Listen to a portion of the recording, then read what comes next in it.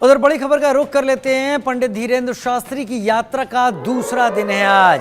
पंडित धीरेन्द्र शास्त्री यानी बागेश्वर बाबा ने यात्रा में भारी भीड़ की यहां पर बात हुई है। 9 दिन की हिंदू संकल्प एकता यात्रा पर धीरेन्द्र शास्त्री हैं। 9 दिन की हिंदू एकता संकल्प यात्रा पर हैं धीरेन्द्र शास्त्री। पंडित धीरेन्द्र शास्त्री की यात्रा का दूसरा दिन जो आप यहां पर देख पा रहे हैं, तस्वीरें भी हम आपको दिखाएंगे। हिंदू एकता संकल्प यात्रा निकाल रहे हैं, एक लंबा हिस्सा, एक लंबी दूरी यहां पर कवर कर रहे हैं पंडित धीरेन्द्र शास्त्री, और वो खास तौर पर हिंदू समाज को जगाने की बात कर रहे हैं अपने इस यात्रा के दौरान। उनका कहना है हिंदू समाज जागृत हो, अपनी जिम्मेदारियों को समझे जो कि पिछले कई दिनों से भूल गया है, लिहाजा हिंदुओं को एकजुट करने की ये हुंकार भरते हुए बागेश्वर बाबा और पंडित धीरेन्द्र शास्त्री इस वक्त कर रहे हैं। और ये उनकी इस पैदल यात्रा की ये तस्वीरें हैं जहां पर वो पैदल यात्रा में चल रहे हैं। आप लगातार देख रहे होंगे, मैं ठीक इस तरफ धीरेन्द्र शास्त्री को दिखा रहा हूं जो कि इस यात्रा में लगातार चले जा रहे हैं, आगे बढ़ रहे हैं, और जहां पर भी वो रुक रहे हैं वहां पर वो कोई ना कोई ऐसा बयान दे रहे हैं जो बयान खासी तवज्जो बटोर रहा है, मीडिया की भी, लोगों की भी, और खासा चर्चा में भी आ रहा है वो बयान। बागेश्वर बाबा की इस यात्रा में, धीरेन्द्र शास्त्री की इस यात्रा में 9 दिन के समय है इस एकता संकल्प यात्रा का। इसका मतलब क्या है? हिंदू समाज को एक संदेश दिया जा सके कि वो इतिहास से चली आ रही अपनी जो उसका तरीका है जीने का, अब उसमें उसे एकजुटता का भी समावेश करना होगा।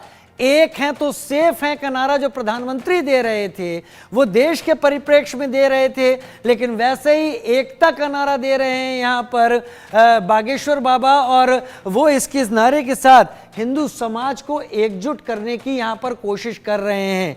सभी लोग जो सनातनी हैं, सभी लोग जो हिंदू धर्म से जुड़े हुए हैं, वो सब यहाँ पर इस यात्रा के जरिए जुड़े।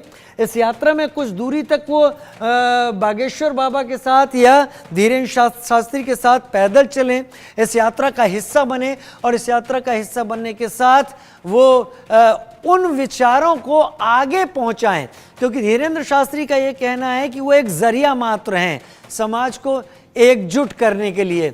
हमारे संवाददाता इस यात्रा के दौरान धीरेन्द्र शास्त्री उर्फ बागेश्वर बाबा के साथ मौजूद रहे और उन्होंने चलते चलते इस यात्रा के दौरान बात करने की कोशिश की। क्या कहा उन्होंने, आइए सुनते हैं।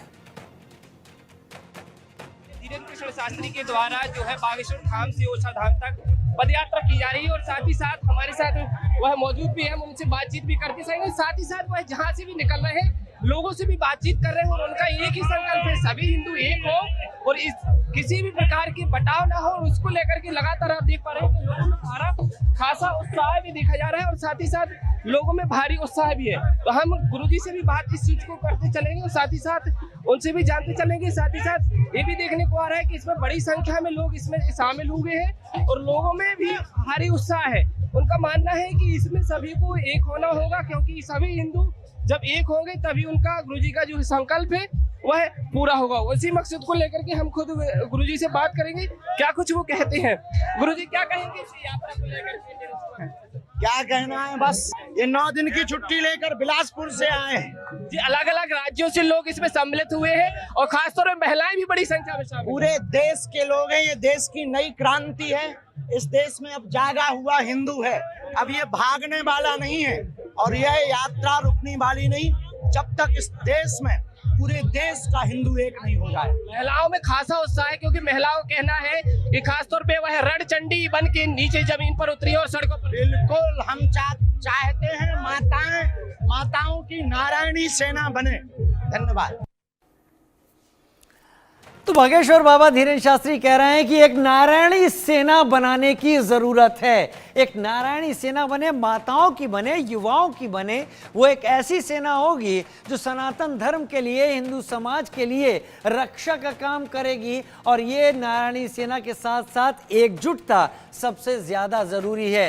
ये यात्रा में हमारे संवाददाता के साथ वो बात कर रहे थे, आपने सुना कि धीरेन्द्र शास्त्री क्या कुछ बातें यहाँ पर सामने रख रहे हैं, लेकिन एक बड़ा हुजूम है इन तस्वीरों में। आप देखिए, अकेले नहीं हैं, बहुत बड़ा हुजूम है, भगवा झंडों से पटा हुआ है, लेकिन पुलिस की भी मौजूदगी है। घेरा बना रखा है पुलिस ने।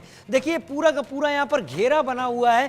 पीछे जो लोग हैं वो इस पुलिस के घेरे के पीछे हैं और आगे की तरफ धीरेन्द्र शास्त्री और बाकी उनके सहयोगी यहाँ पर मौजूद हैं कि किसी तरीके का इस यात्रा के दौरान कुछ ऐसा कदम कोई ना उठा दे जो तनाव को पैदा करता हुआ दिखे, कोई बाहर से इस यात्रा पर कुछ इस तरीके का कुछ ना कर दे जिससे तनाव भड़क जाए। लिहाजा पुलिस की खासी मौजूदगी है, न केवल यात्रा के अंदर, यात्रा के रास्ते पर और आगे पीछे जहां भी ये यात्रा का असर पड़ रहा है। इसी को लेकर एक खास रिपोर्ट देख लेते हैं और समझते हैं ये यात्रा अपने आप में कितनी खास है और क्यों इतनी खास बनाई गई।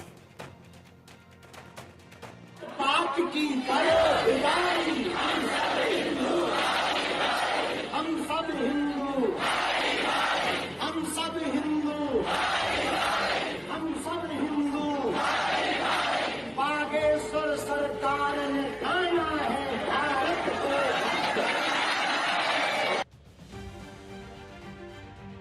बागेश्वर वाले बाबा ने हिंदुओं को एकजुट करने के लिए हुंकार भर दी।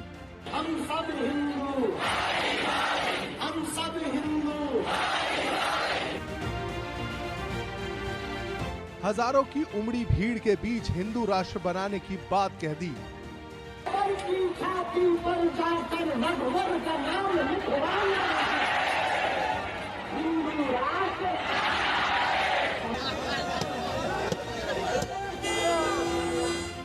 हिंदू राष्ट्र का आह्वान कर बाबा बागेश्वर ने हिंदुओं के एकजुट होने का शंखनाद कर दिया। जातियों में बटे सनातनियों को एकजुट करने का लक्ष्य लेकर बागेश्वर धाम के पीठाधीश्वर धीरेन्द्र कृष्ण शास्त्री पदयात्रा पर निकल पड़े। धीरेन्द्र कृष्ण शास्त्री की हिंदू एकता पदयात्रा बागेश्वर धाम से ओरछा तक जाएगी, जिसमें शामिल होने के लिए हजारों की संख्या में लोग जुटे। 9 दिन में बाबा बागेश्वर 160 किलोमीटर की पदयात्रा करेंगे।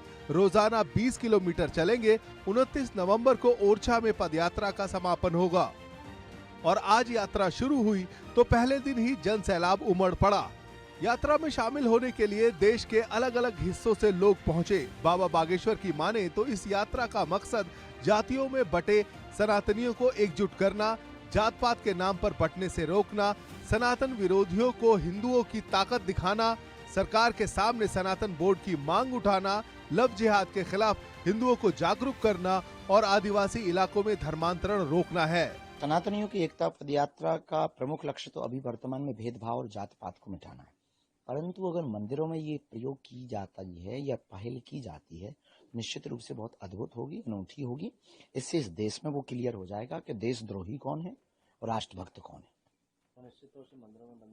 हम तो कहते हैं मस्जिदों में भी होना चाहिए। देखिए ये बहुत बड़ा विषय तो है कि धर्मांतरण है, और कारण क्या है ये भी बहुत बड़ा विषय है। कारण ये है कि हम लोग उन तक नहीं पहुंच पाते, वो शहर आ नहीं पाते, इसलिए डिस्टेंस जो है ना, उस खाली रिक्त स्थान को भरना, धर्मांतरण को रोकना है। रिक्त स्थान कैसे भरेगा? हमें उनके बीच में उत्सव में जाना पड़ेगा, उनके बीच में कथाओं के लिए जाना पड़ेगा, उनको मंचों पर बुलाना पड़ेगा, उनका सम्मान उनका बरकरार रखना पड़ेगा। वोट बैंक के समय पर राजनीति तो राजनेता जाते हैं, गले लगाते हैं, कक्का दादा कहते हैं, फिर भूल जाते हैं। अब धर्म गुरुओं को, राष्ट्र के संतों को, आचार्यों को, जो अहिंदू घोषित होने की तैयारी कर रहे हैं, उन आदिवासी नहीं, हम तो उन्हें नया नाम देना चाहते, अनादिवासी को, सदा से हैं वो, भगवान श्री राम के साथ निषाद राज बन करके रहे, माँ सबरी माता उनके ही वंशज हैं ये सब लोग। निश्चित रूप से बहुत अद्भुत लोग हैं और उनको उनके धर्मांतरण पर रोक लगाने की यही उपाय है। इस मकसद के साथ बाबा बागेश्वर पदयात्रा पर निकल पड़े हैं, जहां उनके साथ जन सैलाब चल रहा है।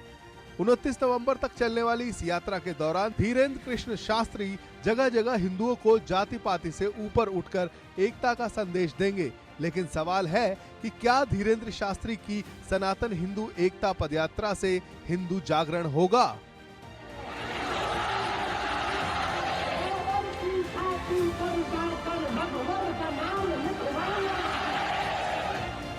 Bureau report, India news.